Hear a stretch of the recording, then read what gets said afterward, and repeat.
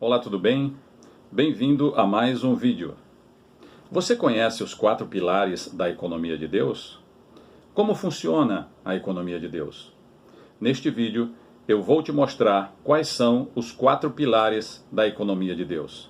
Mas antes disso, eu peço que você já deixe o seu like e se inscreva aqui no meu canal e ative o sininho para você receber os próximos vídeos, tá certo? E segue até o final deste vídeo. Então vamos lá. Existem 4 pilares, ou colunas, ou eixos da economia de Deus. Mas a primeira coisa que devemos entender é que nós somos mordomos. E mesmo tendo o nosso negócio, emprego, ofício ou profissão, somos administradores de bens que, na verdade, em última instância, não nos pertencem, porque são de Deus. Tudo é de Deus, até mesmo a nossa própria vida. É o que diz a Escritura no Salmo 24, verso 1. Eu quero ler esse texto para você. Do Senhor é a terra, a sua plenitude, o mundo e os que nele habitam. E na nova aliança, no sangue de Cristo, recebemos o Espírito Santo, que produz em nós o fruto do Espírito, que tem 9 gomos. Um deles é a benignidade. Portanto, nossa vida, nossos recursos e o fruto do nosso trabalho, devemos administrar tudo segundo a benignidade e os mandamentos de Deus. Muitos pensam diferente e dizem que o que têm é só deles e não ajudam a ninguém. Mas a Bíblia nos ensina que o que nós temos não é só nosso, mas é também do pobre, do órfão, da viúva, do desvalido, do desamparado e de alguém que realmente necessite. Ou seja, assim como Deus é misericordioso e nos tem dado muitos bens preciosos e impagáveis, como a vida, a saúde, o ar que nós respiramos, a terra, as sementes, enfim, tantos bens gratuitamente, nós também devemos ser misericordiosos para com o nosso próximo. E devemos fazer isso sem julgar as pessoas, porque quem julga não ajuda. E a Bíblia diz que nós devemos ser cumpridores da palavra e não somente ouvintes. E quais são esses 4 pilares? São os seguintes: dar, emprestar, ofertar e dizimar. Os 3 primeiros, dar, emprestar e ofertar, você é quem decide a quem você vai dar, emprestar ou ofertar e quanto, qual é o valor. Mas o dizimar é diferente, pois tem quantidade, local e formas certas para entregar. Então vejamos um por um os 4 pilares da economia de Deus. O primeiro pilar é dar. Dar ou doar. Dar alguma coisa que alguém esteja necessitando. Um prato de comida, uma pequena ajuda, roupas usadas, etc. Esse dar antigamente também era chamado de esmolas, E desde o Antigo Testamento nós sabemos pelo salmista que o justo distribui, ele dá aos pobres, por isso que a sua justiça permanece para sempre. Salmo 112, verso 9. Também lemos que um dá liberalmente e se torna mais rico, outro retém mais do que é justo e se empobrece. Está lá em Provérbios 11, 24. Outros textos. O ímpio cobiça todo dia, mas o justo dá e nada retém. Provérbios 21, 26. Outro texto, Quem vê com olhos bondosos será abençoado, porque dá do seu pão ao pobre. Provérbios 22, 9. E ainda, o que dá ao pobre empresta a Deus, e este lhe paga o seu benefício. Provérbio 19, verso 17.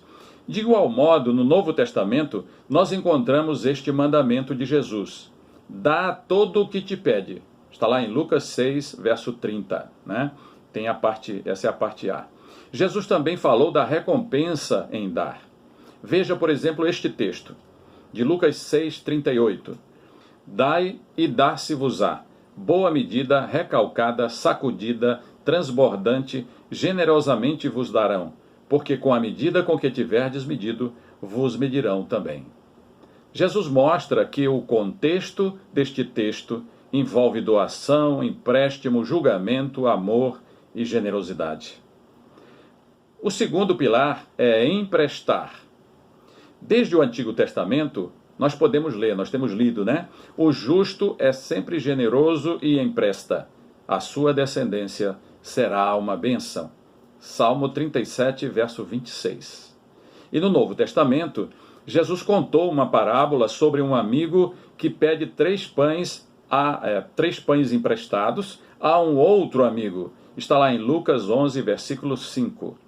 E em outra passagem ainda, Jesus diz claramente: emprestai. Vejamos esse texto. Amai, porém, os vossos inimigos, fazei o bem e emprestai, sem esperar nenhuma paga. Será grande o vosso galardão e sereis filhos do Altíssimo, pois ele é benigno até para com os ingratos e maus. Lucas 6,35. Veja que há uma recompensa para os que emprestam e não recebem paga, o pagamento, pois Jesus disse que é grande o galardão de quem assim procede. Ou seja, se você verificar que o seu devedor não vai pagar, porque não pode, então o melhor é transformar o empréstimo em doação. Nesse caso, quem vai pagar você é Deus, pois ele disse: será grande o vosso galardão. Terceiro pilar, ofertar. As ofertas estão tanto no Antigo quanto no Novo Testamento. Ofertar é uma outra forma de doação, mas as ofertas são geralmente chamadas de alçadas, levantadas, isto é, são valores definidos para uma determinada finalidade, em que os ofertantes se comprometem previamente.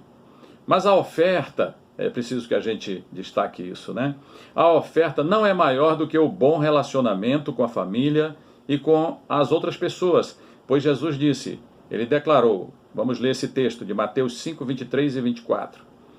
Se estiveres apresentando a tua oferta no altar, e aí te lembrares de que teu irmão tem alguma coisa contra ti, deixa ali diante do altar a tua oferta e vai conciliar-te primeiro com teu irmão, e depois vem apresentar a tua oferta. O Senhor também advertiu que não se deve dar a oferta só daquilo que sobra, mas até mesmo do próprio sustento. Foi o que ele disse observando a oferta daquela viúva pobre. Quarto pilar, dizimar.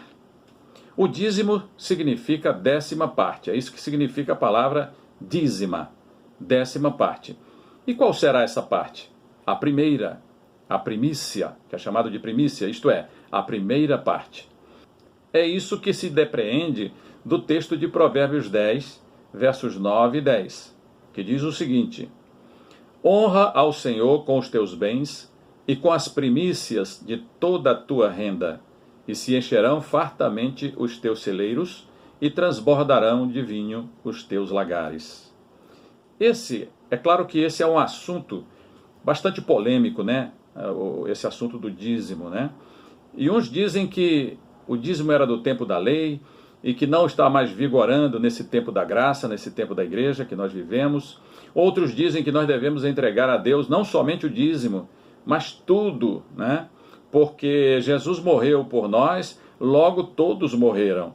E este viver, tem um texto, tem um versículo que diz isso, E este viver que agora vivemos, devemos viver pela fé no Filho de Deus, que nos amou e a si mesmo se entregou por nós. E por aí vai a polêmica, Mas eu entendo que o dízimo é do tempo dos patriarcas, pois Abraão pagou o dízimo de tudo a Melquisedeque, sumo sacerdote do Deus Altíssimo.